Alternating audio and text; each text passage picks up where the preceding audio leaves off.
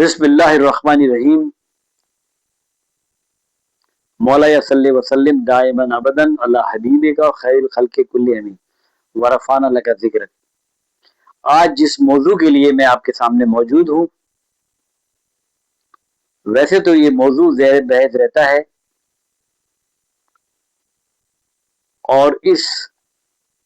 موضوع کو، اس گفتگو کو آپ نے اکثر و بیشتر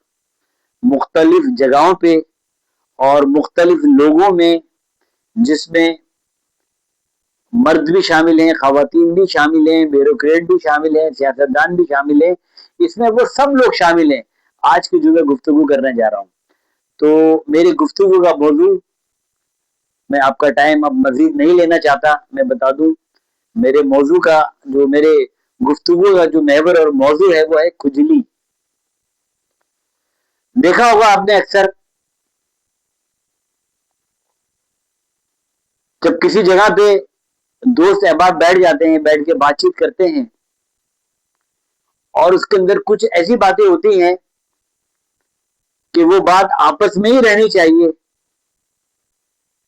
لیکن جو اس گفتگو میں موجود رہتے ہیں ان میں آپس میں ایسا محسوس ہوتا ہے کہ کچھ لوگوں میں کھجلی مچ جاتی ہے، یعنی کہ وہ کھجانا شروع کر دیتے ہیں۔ کھجلی سے مراد میری یہ ہے کہ اس گفتگو کو دوسروں تک پہنچا دیا۔ اب گفتگو ہو رہی تھی یہاں دوستوں میں بیٹھ کر کے، لیکن اس گفتگو کو انہوں نے آگے تک پہنچا دیا۔ تو اسی طریقے سے آپ نے دیکھا ہوگا شادی بیاہ کے موقع پہ، کسی تقریب اسناد کے موقع پہ، جب آدمی بیٹھ کے کوئی میٹنگ سر انجام دیتا ہے، گفتگو کرتا ہے، تو وہ بات محدود ہوتی ہے۔ وہ بات کیا ہوتی ہے کہ آپس کی گفتگو ہوتی ہے اور کوشش کی جاتی ہے کہ اس بات کو آپس میں ہی طے کر لیا جائے۔